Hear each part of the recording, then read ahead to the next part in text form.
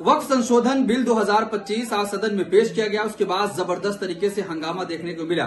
जिस तरीके से कैराना की सांसद इकरा हसन ने सरकार से सवाल पूछते हुए कहा कि आप पिछले 10 सालों से मुसलमानों को टारगेट कर रहे हैं, अभी ईद नहीं गुजरी थी, लेकिन उसके बाद ये बिल लाया गया है जिसकी वजह से मुसलमान परेशान हैं। और क्या कुछ कहा इकरा हसन, आइए सुनते हैं।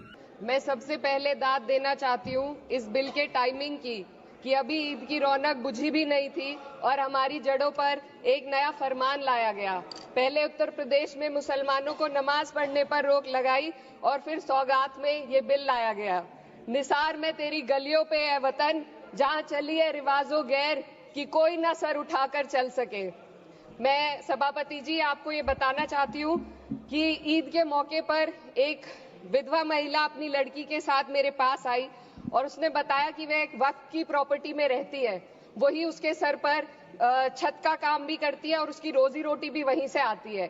वो इस बिल को लेकर इतनी फिक्रमंद थी कि कहीं उससे वो उसकी संपत्ति ना छीन ली जाए। वो अकेली एक ऐसी महिला नहीं है, ऐसे लाखों लोग हैं जो वक्फ की गरीब महिलाएं जो वक्फ की संपत्ति से अपना रोजगार चला रहे हैं।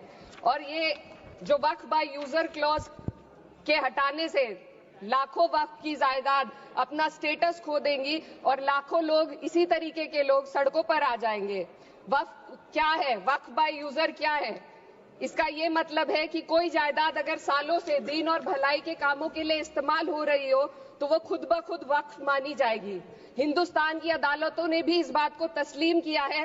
वक्फ बाय यूजर सिर्फ वक्फ बोर्ड को ही मिली कोई खास सौगात नहीं है, ये बल्कि सभी अन्य धार्मिक ट्रस्टों को परंपरा और यूज के आधार पर बिना किसी डॉक्यूमेंटेशन के धार्मिक चरित्र को डिक्लेयर करने का राइट मिला हुआ है। भारत के संविधान के आर्टिकल 13 क्लॉज 3 में कस्टम और यूसेज को कानूनी वैधानिकता प्रदान करता है। इसी आर्टिकल से वक्फ बाय यूजर भी निकला गया है।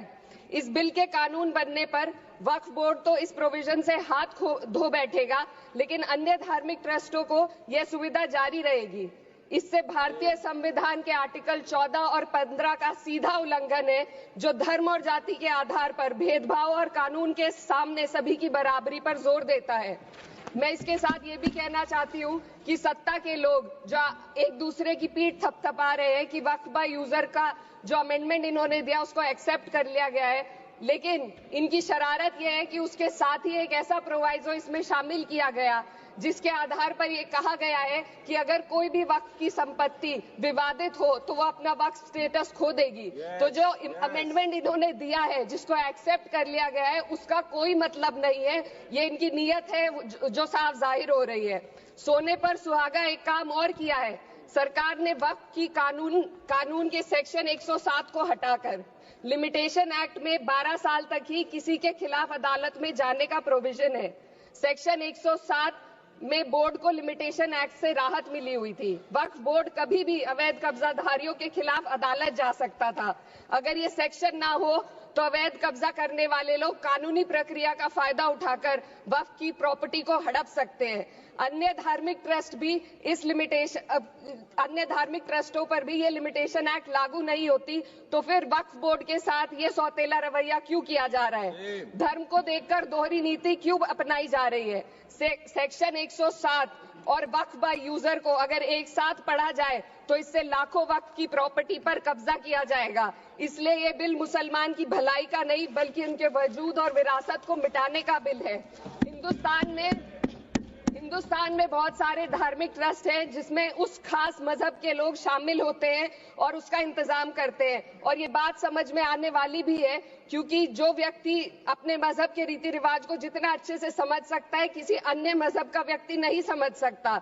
आर्टिकल 26 क्लॉज 2 के तहत धार्मिक संप्रदाय को अपने मजहबी इदारों के एडमिनिस्ट्रेशन का हक देता है, लेकिन वक्फ बोर्ड के बारे में इसको उल्टा किया जा। Sir 2 minute sir please 2 minutes.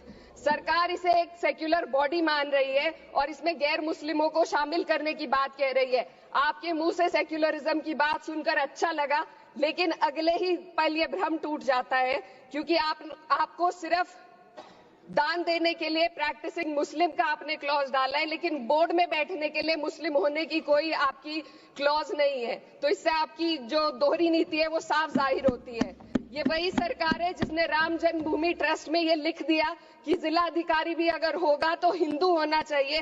कोई मुझे बताए कि वहां पर सेक्युलरिज्म का रस क्यों नहीं घोला गया। सर, आखिर में मैं अपनी बात को खत्म करने से पहले महिलाओं का मुद्दा बार बार उठाया जा रहा है। सरकार का कहना है कि बोर्ड में मुस्लिम महिलाओं को रिप्रेजेंटेशन देंगे।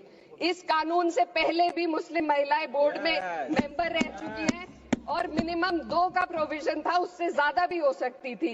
सर, मैं ये कहना चाहती हूँ कि सरकार ने महिलाओं के लिए ऐसा कौन सा नया काम किया जिसका ढिंडोरा सरकार का हर सदस्य पीट रहा है।